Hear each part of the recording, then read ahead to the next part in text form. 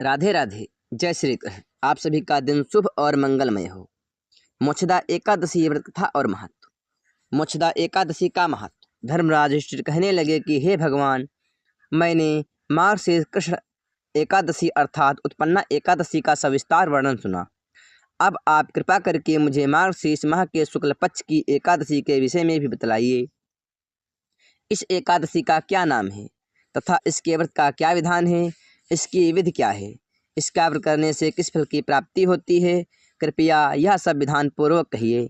भगवान श्री कृष्ण बोले, मार्गशीर्ष मास के शुक्ल पक्ष में आने वाली इस एकादशी को मोक्षदा एकादशी कहा जाता है।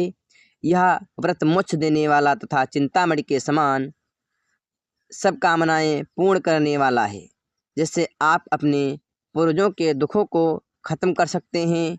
इसका महात्म मैं तुमसे कहता हूँ, ध्यानपूर्वक सुनो। मोक्षदा एकादशी व्रत कथा। गोकुल नाम के नगर में वैशाखन नामक राजा राज्य करता था। उसके राज्य में चारों वेदों के ज्ञाता ब्राह्मण रहते थे। वह राजा अपनी प्रजा का पुत्रवत पालन करता था। एक बार रात्रि में राजा ने एक स्वप्न देखा कि उसके पिता नरक में हैं। उसे बड़ा आश्चर्य हुआ। प्रातः वह विद्वान ब्राह्मणों के पास गया और अपना स्वप्न सुनाया। कहा, मैंने अपने पिता को नरक में कष्ट उठाते देखा है। उन्होंने मुझसे कहा है कि हे पुत्र, मैं नरक में पड़ा हूँ, यहाँ से तुम मुझे मुक्त कराओ।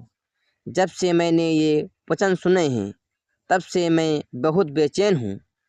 चित्त में बड़ी अशांति हो रही है। मुझे इस राज्य, धन, पुत्र, स्त्री, हाथी, घोड़े आदि में कुछ भी सुख प्रतीत नहीं होता। क्या करूं? राजा ने कहा, हे ब्राह्मण देवताओं, इस दुख के कारण मेरा सारा शरीर जल रहा है। अब आप कृपा करके कोई तप, दान, व्रत आदि ऐसा उपाय बताइए जिससे मेरे पिता को मुक्ति मिल जाए। उस पुत्र का जीवन व्यर्थ है जो अपने माता पिता का उद्धार न कर सके। एक उत्तम पुत्र जो अपने माता पिता तथा पूर्वजों का उद्धार करता है, वह 1000 मूर्ख पुत्रों से अच्छा है। जैसे एक चंद्रमा सारे जगत में प्रकाश कर देता है, परंतु हजारों तारे नहीं कर सकते। ब्राह्मणों ने कहा, हे राजन, यहाँ पास ही भूत भविष्य वर्तमान के ज्ञाता पर्वत ऋषि का आश्रम है। आपकी समस्या का हल वे जरूर करेंगे। ऐसा सुनकर राजा मुनि के आश्रम पर गया। उस आश्रम में अनेक संत चित्त योगी मुनि बैठे तपस्या कर रहे थे।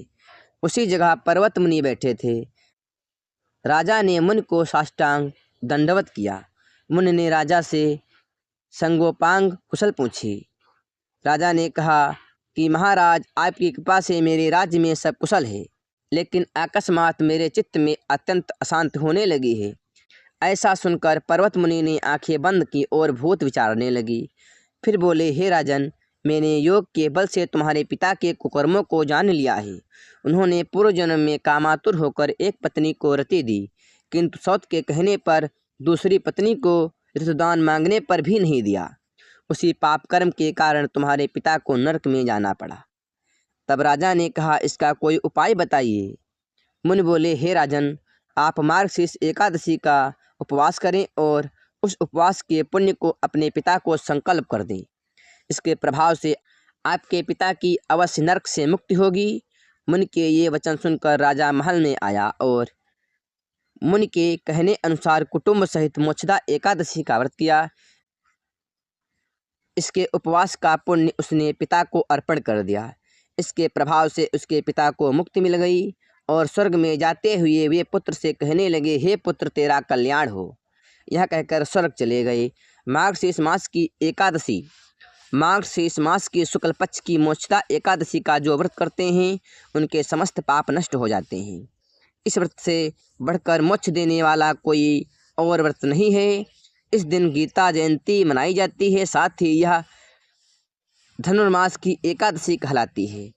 अतः इस एकादशी का महत्व कई गुना और भी बढ़ जाता है। इस दिन से गीता पाठ का अनुष्ठान आरंभ करें तथा प्रतिदिन थोड़ी देर गीता अवश्य पढ़ें। आप लोगों को यह कथा कैसी लगी कमेंट में बताएं, और ये चैनल पर नए हैं तो चैनल को सब्सक्राइब कर वीडियो को लाइक करना ना भूलें और वीडियो को ज़्यादा से ज़्यादा शेयर करें। आप सभी भक्तों को मोक्षदा एकादशी के पावन पर्व की हार्दिक शुभकामनाएं। आपका दिन मंगलमय हो और भगवान भोलेनाथ माता पार्वती का सदैव आप लोगों पर आशीर्वाद बना रहे, यही हमारी मंगल कामना है। प्रेम से बोलो विष्णु भगवान की जय हो, माता लक्ष्मी की जय हो। जय श्री हरि। राधे राधे।